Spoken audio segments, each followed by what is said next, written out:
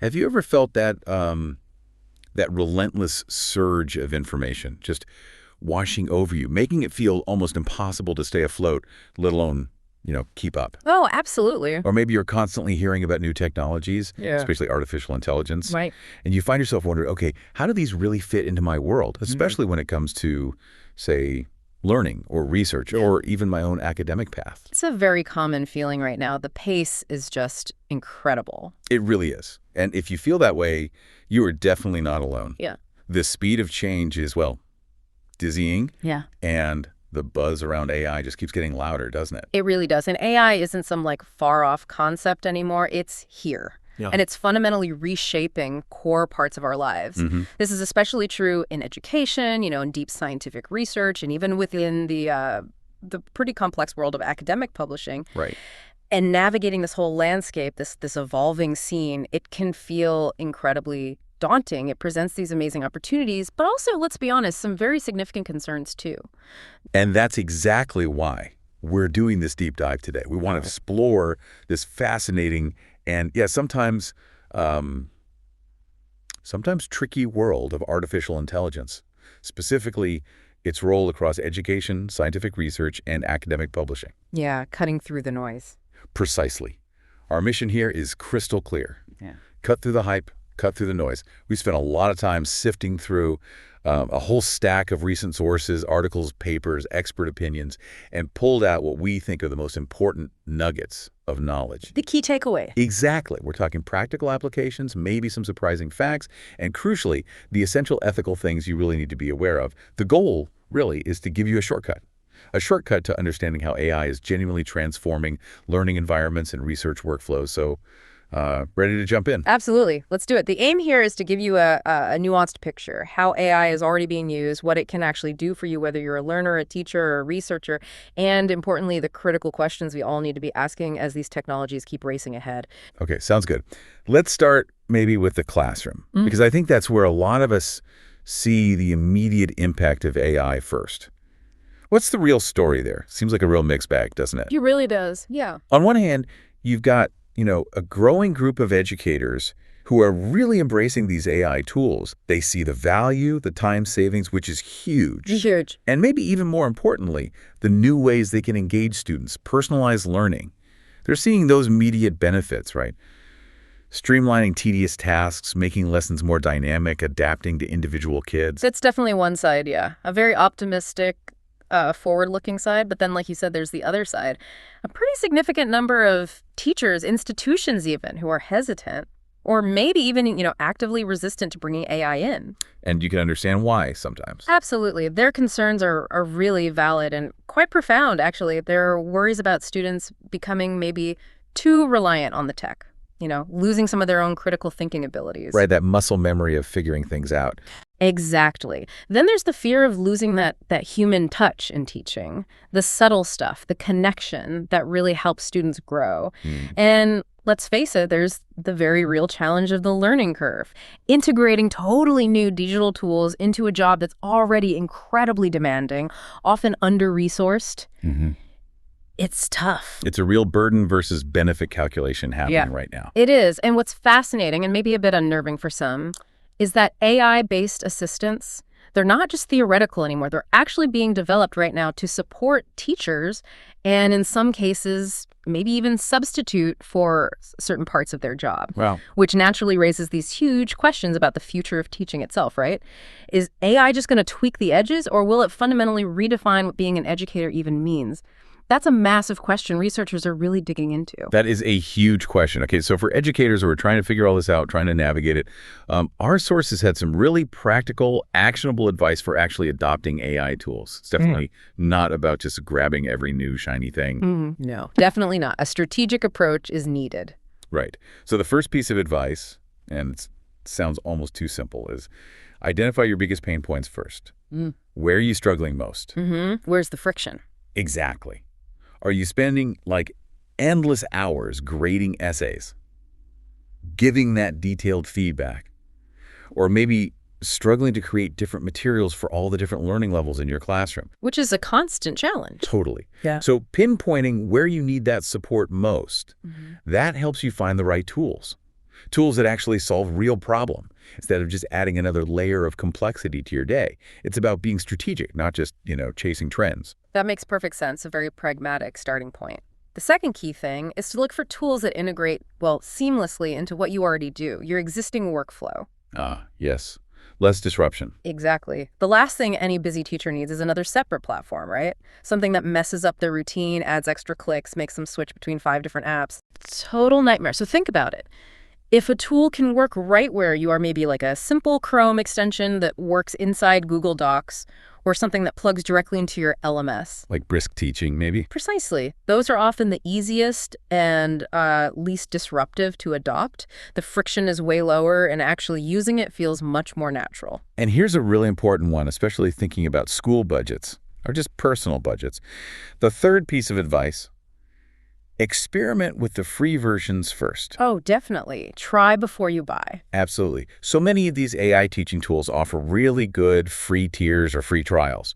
This lets you properly test them out in your own classroom with your students, your teaching style, without spending a dime up front. Zero financial risk. Exactly. It's like a test drive for innovation. You get to see if it's actually a good fit before you commit any money. It's just smart exploration. It absolutely is. Okay, so let's make this more concrete. Let's dive into some specific categories of these AI teaching tools and look at some real examples. We can kind of group them by what they mainly do, just to show how versatile AI is becoming in education. Great idea. Okay, first up, instructional planning. This is often a huge time commitment for teachers, right? Creating lesson plans, materials. Massive, yeah. One tool that stands out here is EdCafe AI. You can think of it like an all-in-one assistant. It helps with lesson planning, assessments, grading, even creating content. All in one place. Pretty much. What makes it kind of special is how it streamlines multiple tasks onto one platform. Instead of juggling, 10 different apps, you can use it to generate lesson plans aligned to standards, complete with objectives, hooks to grab attention, practice activities, differentiation ideas, even reflection prompts, all generated and organized together. Wow, that sounds like you bring some order to the chaos. Yeah. That's the goal, I think. Then there's brisk teaching, which you mentioned. It's praised specifically for that seamless integration. It works as a Chrome extension. Right, inside the browser. Exactly. Providing AI help for planning, differentiation, giving writing feedback right there in Google Docs or your LMS. Imagine highlighting a paragraph and telling Brisk, make this simpler for a 5th grader, or give me 3 discussion questions about this, and boom, suggestions appear right there. Okay, that's a game changer for just daily efficiency. Yeah. Adapting things on the fly. Totally. AI assistance comes to you. Yeah. And then there's Ed2Aid AI. This one really specializes in lesson planning and creating resources. It generates classroom-ready materials aligned to standards using evidence-based strategies. And critically, it helps create differentiated content. Meaning tailored for different student levels. Exactly. So you can easily adapt materials for different abilities or learning styles without starting from scratch each time. It's about making that kind of personalized education more scalable for the teacher. Okay, moving on to grading. You mentioned earlier this is consistently one of the most time-consuming and maybe least favorite tasks for teachers. Definitely up there. So GradeScope, which is now part of Turnitin, uses AI-assisted grading for all sorts of things: exams, coding projects, quizzes. How does the AI help there? Its big advantage, and this is where you get that aha moment, Yeah. is it can group similar student answers together for bulk grading. Oh, clever. Yeah. So if, say, 50 students make the exact same mistake on a math problem or have a similar misunderstanding in an essay, you grade that type of answer once, not 50 separate times. Wow, the time savings. Immense. And just as important, it ensures consistency in grading, applying the rubric the same way for everyone. That's brilliant. It makes you think how much time could be freed up for actual, student interaction if grading was less burdensome. Precisely. And CogGrader specifically tackles written assignments. It offers AI-powered evaluation, giving instant feedback and scores. It claims it can cut grading time by up to 80%. 80%, that's huge. It is. While still providing individualized feedback, some teachers have apparently called it the best help I have ever found when grading essays. Imagine giving students quick, detailed feedback without staying up half the night. That is the dream for so many educators. Okay, next category, assessments. Right. The ClassPoint AI quiz generator is a good example of integration. It's an add-in for PowerPoint. So it works right inside your presentation. Exactly.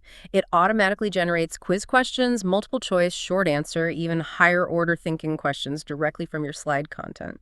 It's great for boosting real-time engagement because the quiz is right there in the lesson flow. Super convenient for those quick checks for understanding. Totally. And QuestionWell is good at creating different kinds of quiz questions from almost any input text, YouTube videos, articles.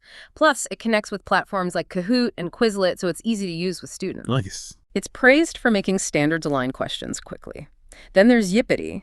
This one turns texts, articles, notes into quizzes and flashcards. So multiple study aids from one input. Effortless, interactive material creation. Okay, what about student engagement? Keeping kids interested. Yeah, crucial. CuraPod helps teachers make interactive slide decks, way beyond just static slides. It lets you embed quizzes, polls, word clouds, drawing prompts right into the lesson. So everyone participates. That's the idea. It's designed to get 100% participation, even from quieter students. Helps build confidence by giving different ways to engage. It can really liven things up. And you mentioned something about virtual field trips earlier. That sounds amazing. Oh, yeah. ThingLink, combined with Skybox by Blockade Labs. Skybox can generate immersive 360-degree environments just from a text description. Seriously, you just type what you want to see. Pretty much. Describe, say, a bustling marketplace in ancient Rome, or inside a complex circuit board, and it creates the panoramic image. Then in ThingLink, you add interactive hotspots, links, text, quizzes, audio. Wow. That makes learning so much more real. Exactly. It helps students connect emotionally with the material, takes them beyond flat pictures into these detailed worlds, makes abstract stuff tangible. Incredible. Okay, let's talk tutoring and personalized learning. This feels like one of the biggest promises of AI in education. It really is. Khan Academy's Khanmigo is a great example. It acts like an AI tutor, guiding students step by step using Socratic questioning. Meaning it asks questions instead of just giving answers. Precisely. It guides them to discover the answers themselves through probing questions. It offers that on-demand, one-to-one help using Khan Academy's trusted content and engages students in this inquiry-based dialogue. And Duolingo, everyone knows Duolingo for languages. How is AI used there? Well, their basic AI personalizes practice and makes it game-like. But their premium tier, Duolingo Max, uses OpenAI's GPT-4. That powers features like Explain My Answer, where the AI breaks down why you were right or wrong, and role play, letting you practice conversations with an AI character. It adapts really well to keep you learning effectively. And Quizlet. Lots of students use that. Right. Quizlet with QChat. QChat is built on large language models and acts as an adaptive AI chatbot.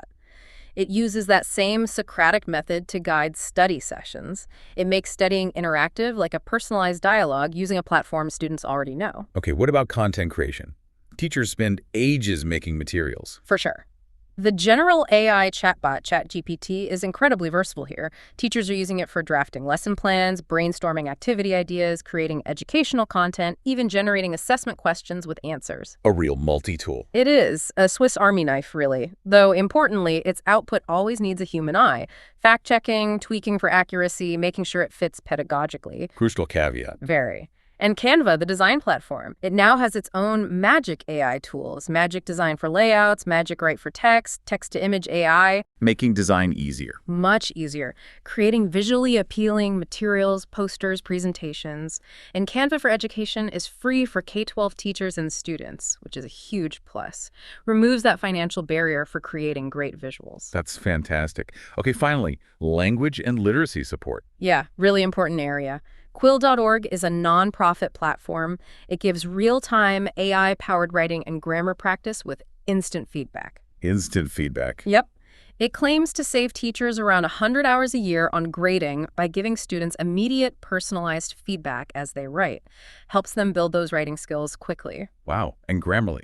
Many people use that already. Right. Grammarly is like an AI writing assistant that goes beyond basic spell check. It helps with grammar, punctuation, style. It really acts like an always-on writing coach, explaining its suggestions so students actually learn and improve clarity over time. And you mentioned Diffit for differentiating reading. Yes, Diffit.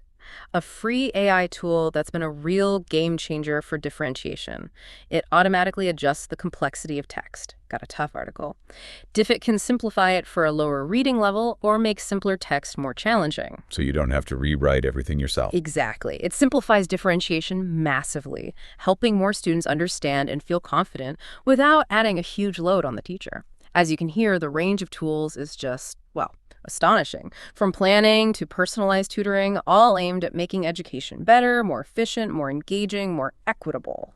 It really is an incredible landscape of tools. Oh, yeah. Which brings us very neatly into our next section, implementing AI in practice. Because like you said, just having the tools isn't enough, is it? Not at all. We absolutely need to know how to use them effectively, responsibly, ethically. So this section is all about best practices and this growing idea of AI literacy. Exactly. You need the know-how, not just the software. Our sources from ACUE, they specialize in college teaching best practices. They actually outline 10 key practices for using AI in assignments, specifically in higher ed. Okay, 10 practices. What's the first one? First, and it sounds basic, but it's crucial, set clear learning objectives for AI assignments. Be explicit about the outcomes. So not just use AI, but why are we using it? Precisely. Like in a creative writing class, the objective isn't just write a story. It might be explore how AI tools can be creative partners in storytelling. Maybe using AI prompts to break writer's block. Okay. And here's a neat human-centered tip they suggest. Yeah. Actually get students involved in defining those objectives. Oh, interesting. Collaboration right from the start. Yeah. It deepens their understanding of why they're doing the assignment and builds collaboration skills. Shifts the focus from just using AI to learning with and about AI. I like that. Okay, number 2. Choose the right AI tool for the job. It's not about tech for tech's sake. If the goal is visual storytelling and art, you wouldn't use a text generator, right? Right. You'd use something like Adobe Firefly or DALL-E. Exactly, to generate images based on concepts. And the human-centered tip here. Connect these tool choices to real-world challenges. Discuss how AI art communicates complex ideas, maybe social justice issues, and the implications of using AI in art. Makes it relevant beyond the classroom. Okay, number 3. This one sounds fun. Encourage experimentation and play. The AI world is like a playground, honestly. Often, the best learning comes from just exploring. Messing around with it. Kind of. Instead of rigid assignments, let students play with language, genres, prompts, and creative writing. The goal isn't just task completion, but exploring AI's capabilities, its quirks, its limitations. Building intuition. Exactly. The human-centered tip. Guide this play intentionally. Ensure it's purposeful engagement, turning exploration into a collaborative learning venture. Okay, number 4 sounds important. Acknowledge and teach voice, representation, access, and data privacy. Hugely important. This is about instilling awareness of AI's wider societal impact. Things like bias in training data, privacy concerns, algorithmic fairness. Can you give an example? Sure. Discuss how biased data sets used to train AI might lead to unfair outcomes in things like resume screening or loan applications, and the wider societal impact of that. The human-centered tip. Actively cultivate digital citizenship. Educate students on these broader implications, emphasizing responsible decision-making about the tech they use every day. Got it. Number 5. Infuse collaboration and critical thinking. Design tasks that really push critical thinking and encourage students to work together. How would that look? Imagine students collaborating on an AI-driven solution for a community problem, maybe analyzing data with AI tools, then having deep discussions about the ethics of their proposed solution. It emphasizes deep learning, relationship building, making them active contributors, not just passive AI users. Number 6 focuses on personalized and differentiated learning. Right. AI is great at adapting content, so tailor assignments to different learning styles. Yeah. Give students freedom to choose formats, a report, a creative project, maybe AI-generated art with a critical analysis based on their strengths. Decision choice. Exactly. The human-centered tip. Embrace co-creation. Promote student autonomy in shaping their learning. Leads to deeper engagement. Number 7 seems practical. Integrate with the existing curriculum and start small. Yes, avoid overwhelm. Don't try to redo everything overnight. Start gradually. One AI assignment in one course. Assess the impact, get feedback. Like a pilot program. Exactly. A literature course might start with one AI assignment on creative writing. Use feedback loops with students to tweak things for next time. Keep it flexible. Okay, number 8, balance theory and practical application. Go beyond just knowing about AI. Encourage critical analysis through hands-on experience, maybe Socratic seminars debating AI ethics, or applying AI tools to solve industry challenges, like optimizing supply chains. Real-world application. Right, the human-centered tip. Foster a collaborative atmosphere. Reinforce theory while building community and shared discovery. Number 9, connect to future careers and professional opportunities. Frame assignments to encourage real-world application. Task students with using AI for things relevant to careers, like predictive analytics for supply chains or design